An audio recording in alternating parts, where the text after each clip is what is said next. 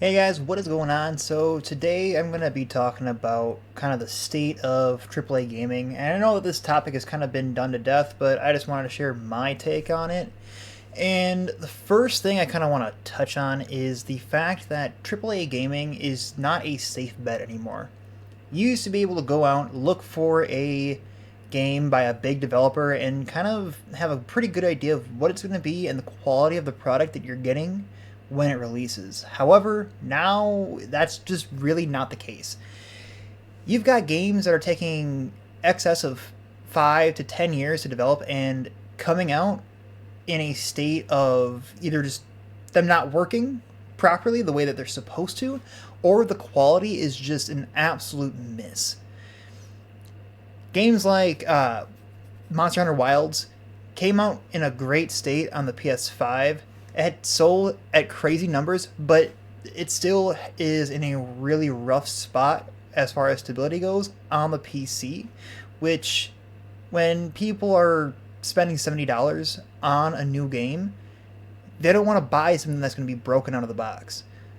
Then you have games like Borderlands 4, which is a very, very reputable franchise, coming out and just kind of being boring. At least for me, when Borderlands 4 came out for me, I just jumped into it expecting an experience like I had with older Borderlands games. My first game was Borderlands 2. I went back to play 1, had a great time with both of those games. When the pre-sequel came out, again, I enjoyed it. It had its ups and downs for other people, but it was a hit for me. Borderlands 3, that's a game that me and my wife are currently playing and enjoying.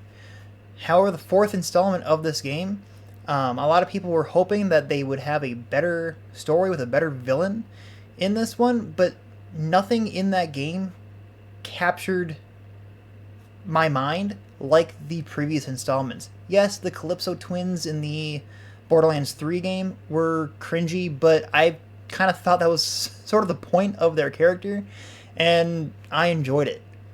But then you have Borderlands 4, and I really do not remember anything from that game. They also cost so much. They cost hundreds of millions of dollars to produce. Meanwhile, you have indie games with a super low or sometimes no budget coming out and blowing all of the AAA games out of the water. A really great example of that recently is Hollow Knight, Silksong, and Hades 2 being absolute hits and getting way better numbers than some of the AAA games that came out this year. Um, Not to mention the fact that one failure can lead to studio shutdowns or layoffs. Companies like BioWare are really, really struggling to stay afloat. Um, and also these poor, these bad installments and studio shutdowns and layoffs for different companies can cause a lot of damage to the franchise name. How often are you going to be looking for another Mass Effect game after Mass Effect Andromeda was just kind of not really hitting at the same level that the mainline franchise hit? It makes it really unfortunate. And the thing is that when there are so many big studios having mass layoffs or shutdowns, in my opinion, that is going to make the developers kind of lose their passion for the product that they're making. So you end up with a final result that kind of just seems like it's lackluster, not a lot of passion behind it. And that's honestly what I feel is happening with franchises like Assassin's Creed. They just feel kind of like soulless cash grabs now. And that mainly, in my opinion, is a true statement. Um, the newest Assassin's Creed game was a thing that a lot of people have been looking for with a setting in Japan. I know that it's something that I was hoping they would do for a long time, and then when it came out, I just couldn't really be bothered to even play it. I did try. I gave a good 3 hours into that game, But if something doesn't capture my attention within 3 hours after I paid $70 to play it, I would consider that a net failure. Um, Now, there are plenty of people who do love the new Assassin's Creed game, some of my friends included. But for me, I'd rather go play Ghost of Tsushima again, or wait to play Ghost of Yotai when it eventually came out after the release of Assassin's Creed Shadows. It just wasn't a good situation for that game.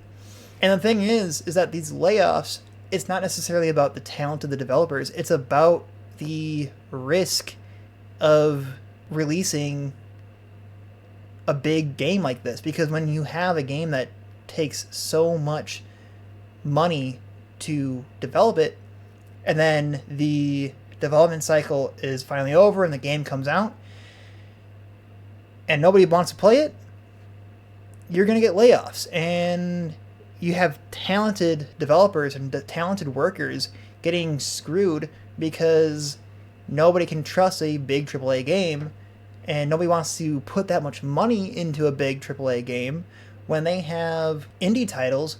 They could buy 2 or 3, maybe even 4 indie games for the same price as the standard edition of a AAA game.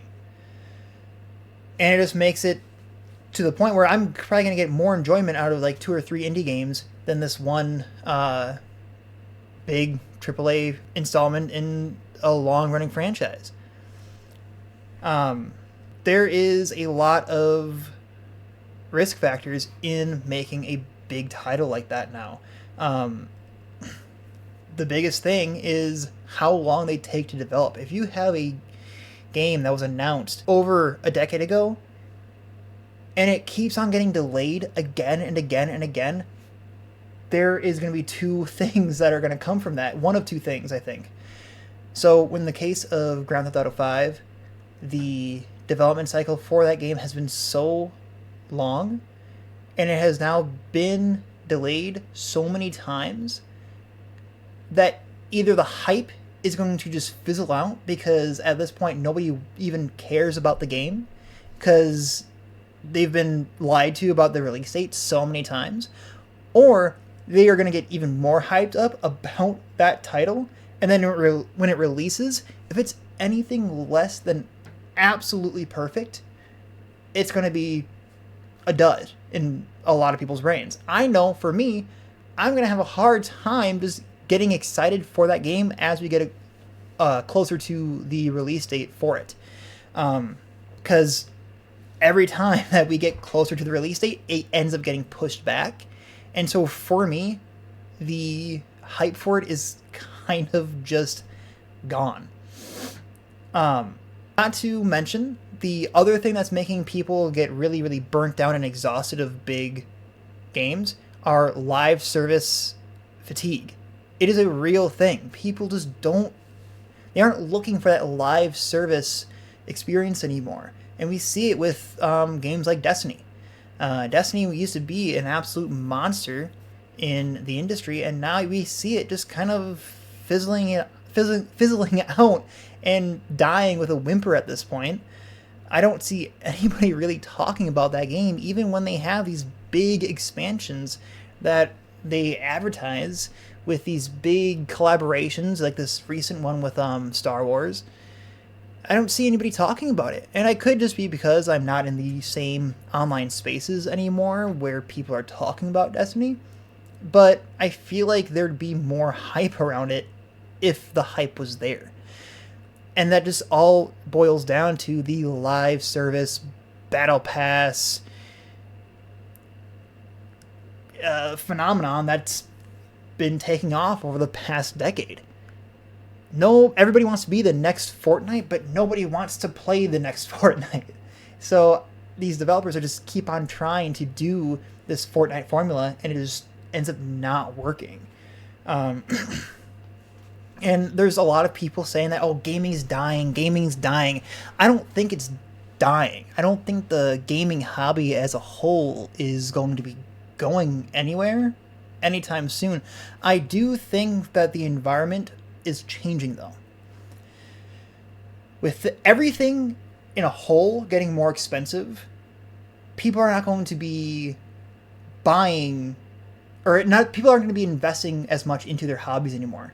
They are going to be having to prioritize the things that they need to get by and things that they need to pay off so they don't end up in just crippling debt. They are going to be picking and choosing much more carefully where they spend their fun money.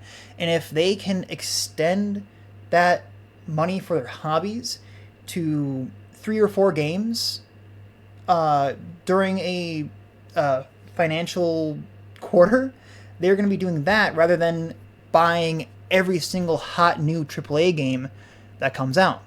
They're going to save their money and get a good handful of AAA games that are on sale, older games that are lower in price, or just, again, fully brand new indie games like Hollow Knight Silksong. They're going to be getting those type of games instead. They're not going to be investing all that money into one game where they could extend that much, much further. And that's honestly just the smart choice, especially while the hardware we use to play games is also getting expensive. We have Xbox increasing the price of a console that came out years ago. That doesn't make any sense. I don't think I've ever heard of that ever.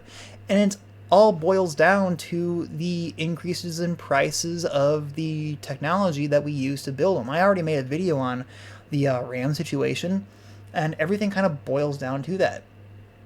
We even have PlayStation and Xbox, I believe Xbox, saying that they have pushed their release window for the next generation console, the PS6, and then whatever they have decided that they're going to name the newest Xbox.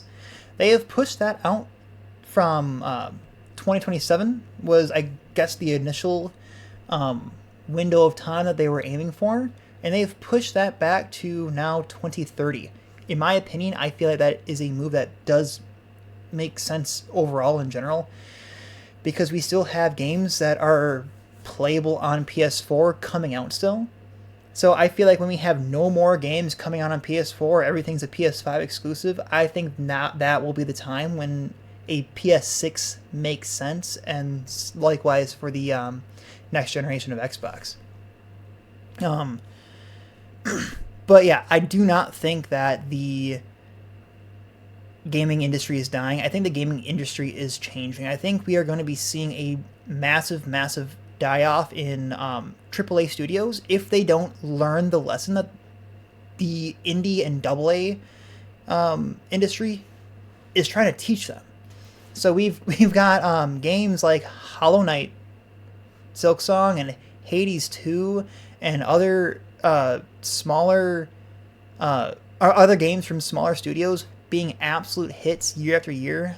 This recent year, we also have Clair Obscura with Expedition 33 hitting it out of the park, absolutely sweeping at the Game Awards. There was a little bit of controversy with their use of generative AI to make placeholders, but I'm not going to get into that. That could be a whole other video on its own with, that little betrayal. But we have massive, massive successes in the indie game and AA game space, while AAA studios are just struggling and floundering. We've got Call of Duty with, I believe, their biggest flop this year. The amount, at the very least, the amount of shit that has been flung at Call of Duty's name this year, I feel like is much, much bigger than in previous years where the game was lackluster. I feel like this game that they released this year is just probably their worst one yet. It's laughable. It's honestly a serious, serious joke. With all that being said, though, I do think that gaming has a bright future at the end of this dark tunnel, and I feel like the AAA studios are going to kind of take a back seat to these smaller studios, making these little gems along the way.